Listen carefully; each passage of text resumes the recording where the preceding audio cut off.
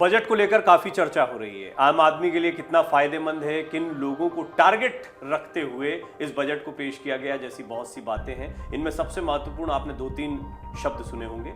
Innovation, नवाचार, यानी artificial intelligence का जिक्र आपने सुना है, स्टार्टअप्स की बात आपने सुनी। अमरउजाला.com के संपादक जयदीप कर्णिक जी इस वक्त मेरे साथ मौजूद हैं। जयदीप जी, आपका स्वागत है। ये जो वर्ड्स हैं ये एक तो नए नहीं है, इनोवेट इंडिया, स्टार्टअप इंडिया और आत्मनिर्भर भारत को लेकर बात करना, आर्टिफिशियल इंटेलिजेंस, डिजिटल इंडिया सबसे बड़ा शब्द जो है। इन सारी चीज़ों का इस्तेमाल लंबे समय से हो रहा है।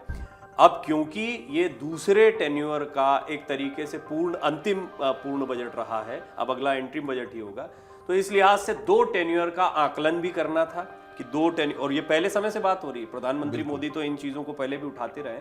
तो आपको क्या लगता है कि इस बार कुछ मैसेज भी देने की कोशिश की गई है कि हमने इस चीज़ पर काम किया और आर्टिफिशियल इंटेलिजेंस या इनोवेशन, इनका फिर से जिक्र, इन पर जोर रहेगा, ये दोबारा 9 साल के बाद या इतने बड़े टेन्योर के बाद कहने के क्या मायने? प्रवीण, बहुत महत्वपूर्ण प्रश्न आपने उठाया है। और 2 प्रचंड बहुमत वाली पारियां खेलने वाली ये मोदी जी की सरकार अब जब एक बार और जनता के पास जाना चाहती वोट मांगने, तो उनके जो दूत हैं, शाब्दिक दूत, प्रतीकों को छूने में ये सरकार माहिर रही है। जिन गांधी जी को लेकर संशय रहा भाजपा और उसके सहयोगी दलों में, भाजपा के अनुषंगी संगठनों में, उन गांधी जी के राजघाट की समाधि पर जाकर जब मोदी जी नमस्कार करने के बाद ही सदन में प्रवेश करते हैं और सदन की देहरी पर माथा टेकते हैं, तो वो प्रतीक हैं। जब मोदी जी अपने पहले ही शपथ ग्रहण समारोह में आसपास के देशों और सार्क देशों के प्रतिनिधियों को और प्रमुखों को बुला लेते हैं, तो वो प्रतीक हैं। ऐसे ही जब मोदी जी नोटबंदी जैसा बड़ा ऐतिहासिक फैसला कर लेते हैं, तो उसके बाद वो कहते हैं कि हमको डिजिटल इंडिया बनाना था, डिजिटल इकोनॉमी बनानी थी, इसलिए हमने ऐसा किया। $5 ट्रिलियन की इकोनॉमी बनाने की वो बात करते हैं, तब भी वो एक नया प्रतीक गढ़ रहे होते हैं। ऐसे ही आपने जिन शब्दों का यहाँ पर जिक्र किया है, इनोवेट, स्टार्टअप और डिजिटल, तो अभी ये जो ताज़ा बजट आया है 2023-24 के लिए जो बजट प्रस्तुत किया गया है, पूर्ण बजट निर्मला सीतारमण वित्त मंत्री द्वारा, उसमें इन्होंने बहुत महत्वपूर्ण तरीके से इन बिंदुओं को न केवल छुआ है, बल्कि अपनी सरकार के इन तीनों शब्दों को वापस से ही अपने दूत बनाने का प्रयत्न, ब्रांड एम्बेसडर्स बनाने का प्रयत्न उन्होंने किया है। सबसे पहले खेती, जो कि किसी भी भारत की सरकार के दिल के करीब का विषय होना चाहिए, क्योंकि हम बचपन से अपनी किताबों में पढ़ते आए हैं कि भारत एक कृषि प्रधान देश है। तो उन्होंने बात खेती से ही की। पहला अध्याय जो उनका था सबसे पहला अपने बजट भाषण का, लेकिन खेती में जो सबसे महत्वपूर्ण विषय था जिसको उन्होंने बहुत करीब से छुआ, वो था एग्रीकल्चर एक्सीलरेटर फंड। और ये फंड उन लोगों को दिया जाएगा जो खेती में नवाचार लेकर आए, जो नवाचार शब्द का उपयोग कर रहे थे आप इनोवेट के लिए, जिसका हम हिंदी उपयोग करने का प्रयत्न करते हैं। इस नवाचार के लिए जो खेती में कोई नया प्रयोग करेंगे, खेती की उन्नत तकनीकों का विकास करने के लिए किसी स्टार्टअप का अगर आप निर्माण कर रहे हैं, तो उसके लिए सरकार मदद देगी। दिक्कत कहाँ है? दिक्कत यहाँ है कि इसके लिए कितना फंड देंगे ये नहीं बताया। लेकिन शुरुआत ही एग्रीकल्चर एक्सीलरेटर फंड से हुई। जो नवाचार करेंगे खेती में स्टार्टअप, उनके लिए ये फंड बनाया गया है। इस फंड के माध्यम से उनको मदद की जाएगी। कितनी, ये मुझे पता नहीं अभी, क्योंकि बजट में भी उसकी डिटेल में अभी जो कागज देख रहा था उसमें नहीं आई है। लेकिन जो 10 लाख करोड़ रोजगार निर्माण के नाम पर रखे गए हैं कैपिटल इन्वेस्टमेंट के, मुझे लगता है उसी में से ये राशि निकलकर बाहर आएगी। आर्टिफिशियल इंटेलिजेंस शब्द का इस्तेमाल जो है वो कई बार होता रहा, और देखिए जब डिजिटल की बात होती तो आर्टिफिशियल इंटेलिजेंस पर हम धीरे धीरे जा रहे हैं। इसका क्या उपयोग? आपने बिल्कुल ठीक कहा। मैंने कई स्टार्टअप्स देखे हैं जो कृषि के लिए कार्य कर रहे हैं। आपने बिल्कुल ठीक और महत्वपूर्ण बात कही है।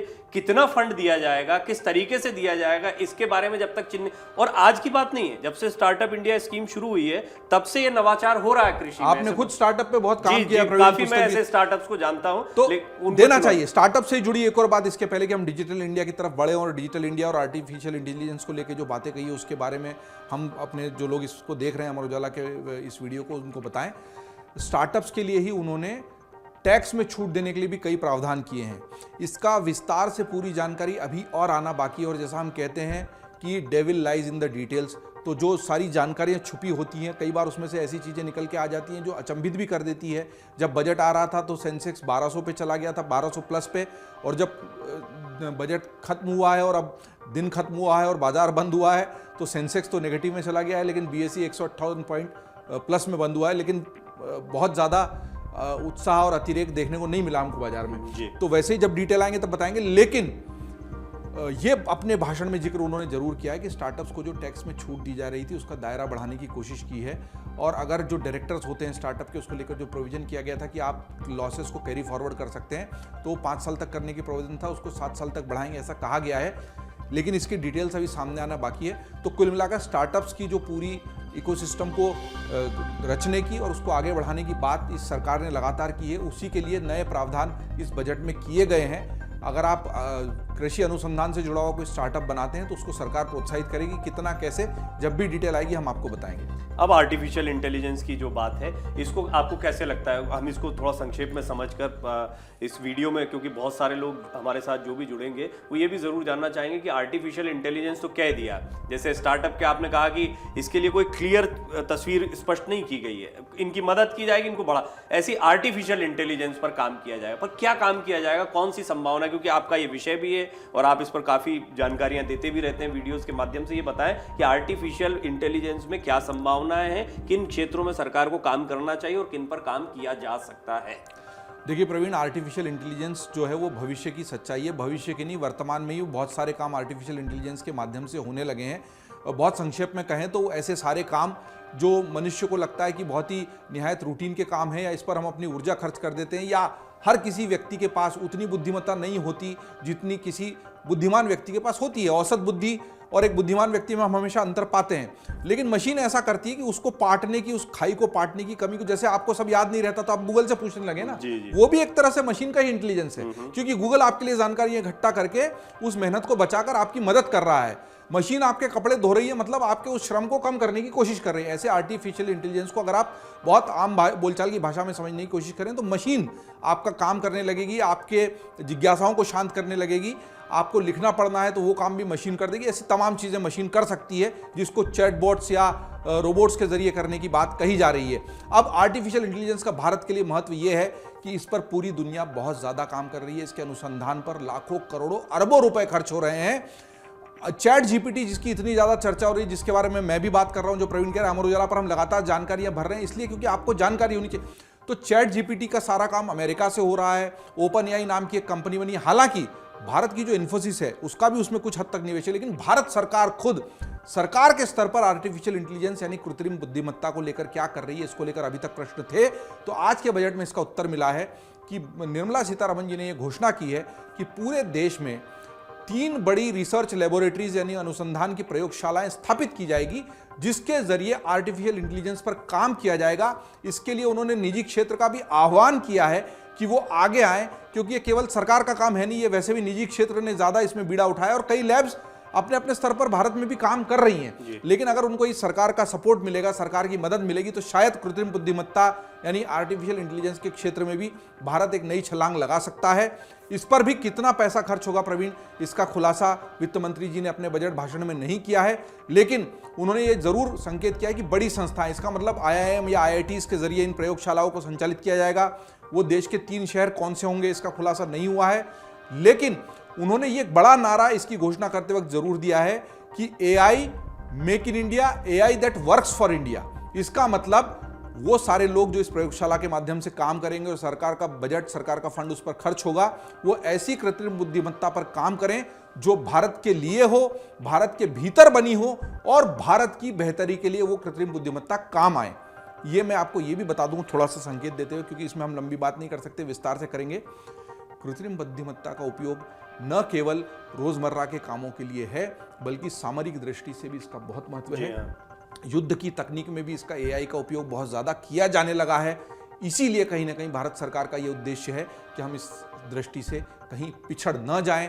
सरकारी स्तर पर, सेना के स्तर पर इस पर काम हो रहा है, लेकिन अगर ऐसी लैब बनती है जिसमें निजी क्षेत्र के सर्वश्रेष्ठ मस्तिष्क आकर जुड़ते हैं और उनको सरकार पैसा मुहैया कराती है, तो AI के क्षेत्र में भी हम मान सकते हैं कि सरकार ने देर से ही सही एक बेहतर कदम उठाया। नए प्रयोग, नए इनोवेशंस, इनको एनकरेज करने के लिए इस तरह के फंड्स बहुत इंपॉर्टेंट होते हैं। और फिर क्या निकल कर आएगा, क्योंकि इसमें हमेशा एक नवाचार है। नए इनोवेशन का मतलब ही ये है कि जो अभी तक किसी को पता नहीं है तो उसको एनकरेज करने का, उसको प्रोत्साहित करने का काम। चलते चलते संक्षेप में ओवरऑल वैसे तो ये सारी जो बात है डिजिटल इंडिया की हो रही है, लेकिन फिर भी डिजिटल इंडिया के AI स्टार्टअप्स के अलावा और कौन से एस्पेक्ट हैं जिनको आपको लगता है कि इस पर भी सरकार काम करेगी आने वाले? एक बड़ा शब्द प्रवीण जिसका जिक्र आपने शुरुआत में किया था वो था डिजिटल इकोनॉमी।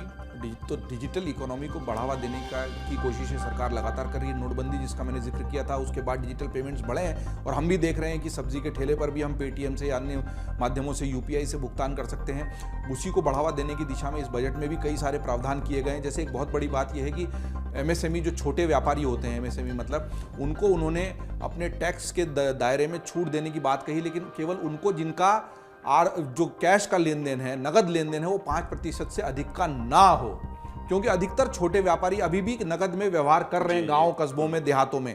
तो डिजिटल इकोनॉमी को बढ़ावा देने के लिए सरकार ने ये कहा है कि अगर आप नगद का लेन देन कम करते हैं तो हम आपको टैक्स में छूट दे सकते हैं। इसका मतलब डिजिटल इकोनॉमी को वो बढ़ावा देना चाहते हैं। ऐसे ही तमाम अन्य प्रावधान भी जो इस बजट में किए गए हैं, उसके माध्यम से डिजिटल इकोनॉमी को ही बढ़ावा देने की बात है। जैसे पहले इनकम टैक्स की फाइलिंग यानी आयकर का जो रिटर्न भरना, ये अपने आप में एक पूरे मध्यम वर्ग के लिए बड़ी कवायद होती थी। इसके लिए आसान फॉर्म भरना, पूरा का पूरा ई रिटर्न बनाना, जिस पूरे इनकम टैक्स की फाइलिंग की प्रोसेसिंग को लेके पहले औसत 96 घंटे लगते थे, वो 16 घंटे पे आ गए हैं। ये सारी जानकारी उन्होंने मुहैया कराई। तो ये डिजिटल इंडिया की और ही इस सरकार के बढ़ते हुए कदम है, जिसमें इस बजट को और अधिक रेखांकित करने की कोशिश की गई है। बहुत बहुत शुक्रिया आपका जयदीप जी।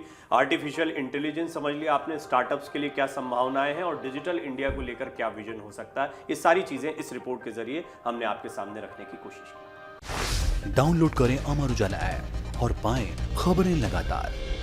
अगर आप ये वीडियो YouTube पर देख रहे हैं तो हमारे चैनल को सब्सक्राइब करें और बेल आइकन को दबाना ना भूलें। अगर आप Facebook पर ये वीडियो देख रहे हैं तो हमारे पेज को लाइक करें।